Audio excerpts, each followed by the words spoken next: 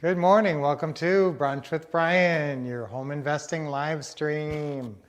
And today we're going to talk about townhouses. I'm going to give you 4 tips for townhouses because we're right in the process of buying 2 townhouses right now.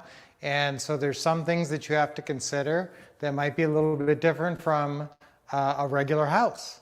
And so I'm going to get to that in just a sec. There was some interesting things today. It's Wear Red Day today. So wear red. Today, maybe you already wore something else, but it's Wear Red Day today, so I had to wear red. It's Bubblegum Day, and it's Give Kids a Smile. You know how I am about smiling? Very big on smiling. So let's actually do our deep breathing and smiling. We haven't done that all week, I don't think so. Nice deep breath in, everybody. And a big smile, and give some kid a smile today. They can't see it under your mask maybe, but okay, it's 2. Okay, in. And let it go. Remember, when you let it go, relax your shoulders and your neck. Okay, we're going to talk about townhouses in a sec. One more. Really extra deep. Hold it a second. You got to do that with me, otherwise I feel like a dummy. All right, so guys, townhouses. Okay, you know, I did want to ask you guys one more thing before we talk about my top 4 tips on townhouses. And that is, you know, I've kind of been veering away from, I don't really tell jokes much, and we don't do a lot of the deep breathing and stuff.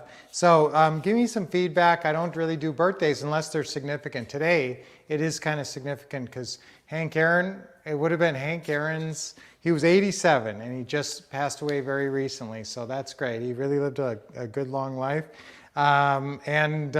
It's for a birthday, it's Cristiano Ronaldo, who's a huge famous soccer star, so a lot of people are into soccer. But today, what's kind of something that struck me today was this is the day that Kirk Douglas died, and he actually made it to 103. So that's pretty amazing. And I'm really, you know, I'd really like to live to 100. That's kind of my goal. So live a long time with me. That's why I do the deep breathing and the smiling. I think that's good. I used to actually do stretching. I don't do that anymore, but I'd like it if you are. That'd be great if you're doing stretching. So townhouses. So what about these townhouses? So number one, one nice thing about townhouses is that you can buy them a lot of times for less dollars per square foot than a freestanding home. Okay, so if you, one of the ones that we're working on right now, it's 1,800 square feet, and I think we're gonna get it for $250.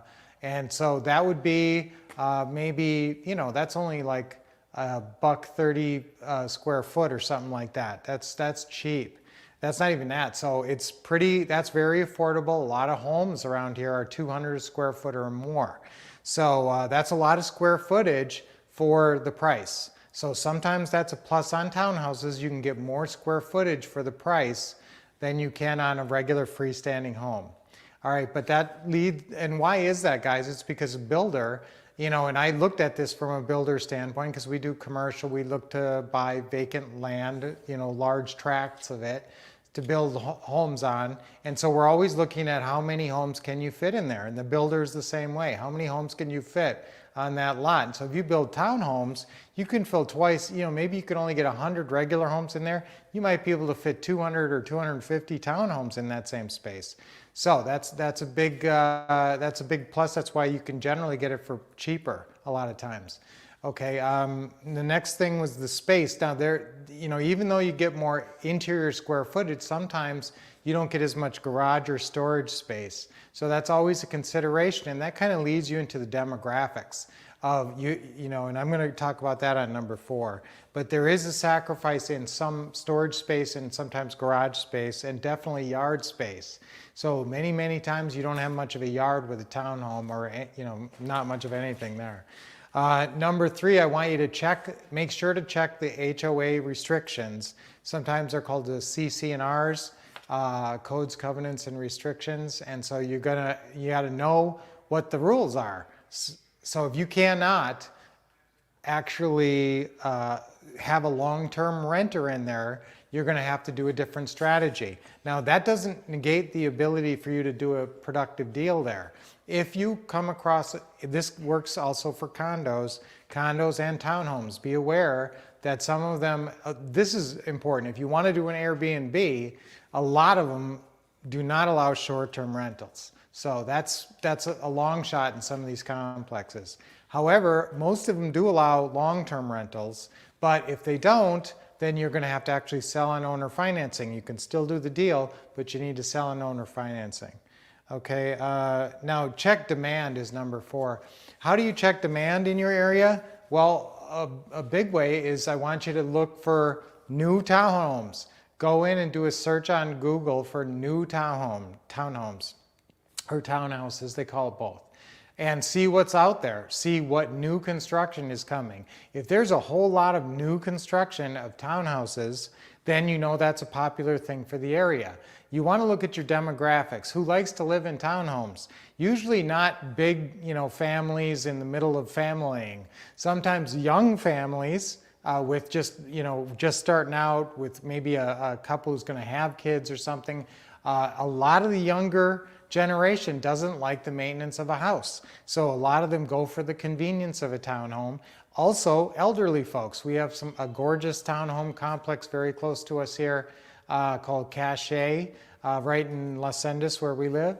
And that's for elderly folks. And so you get a lot of that. And obviously in Arizona, a lot of people retire here. So we definitely have a high population of that. So if people are building new townhomes, hopefully they've done their homework and they know that there's going to be a demand.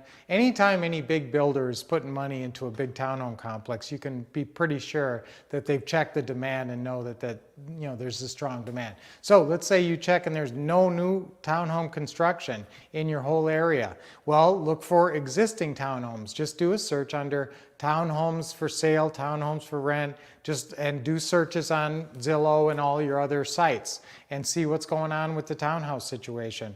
But remember, you can get more square footage for your dollar, and for some people's lifestyles, townhouses are perfect. So we really like townhouses. We don't rule them out. Check and make sure you can do long-term lease purchases in there.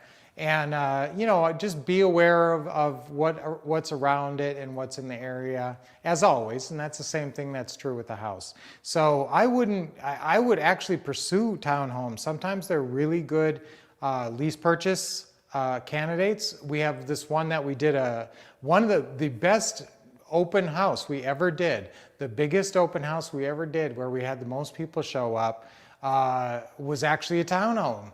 And it was in a gated community too. And so it was a challenge to do an open house, and the parking wasn't great.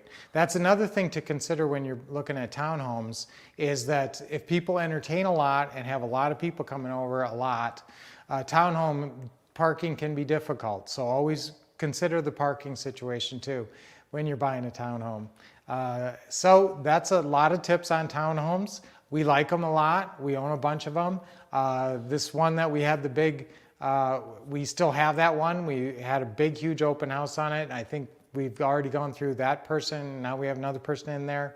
And it's the creative financing, set it and forget it business.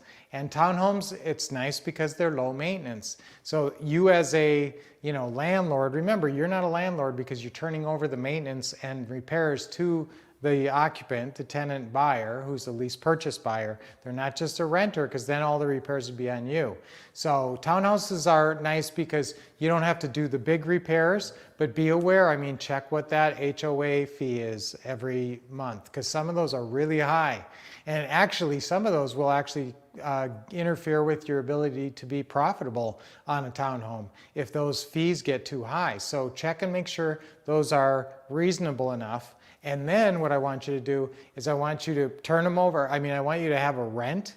This is what your rent is. And then the homeowner's fee is over and above that, but I want them paying it, but I want it paid through you so you know it's being paid. Okay, HOAs, you don't mess with them. They can slap liens on your properties and really be difficult. So never mess with a HOA if you can help it. And so that's a big wrap on townhomes. Lots of good tips in there, but we love them. And so I wouldn't hesitate to buy a townhome at any time. This one we're looking at for $250, we're probably going to be able to turn around and sell it for $270 or $280 possibly, and have a really nice monthly spread and a lot of big positives. We'll actually keep you updated on that one. So it's Friday, so we're in Formal Dining Room Friday. And sometimes I like to light the candles, but I'm not going to take the time today. Just great spending time with you here. And so I won't see you over the weekend. I'll see you next Monday right back here on Brunch with Brian. So have a great weekend, and just definitely get on the phone. Get on the phone this weekend. Talk to a bunch of people. Talk to 5 to 10 sellers if you can. Just get on the phone, and that's how things happen in this business. So it was great spending this time with you on Brunch with Brian, your home investing live stream. Until I see you next time, keep expecting success, getting awesome training, and definitely this weekend taking action.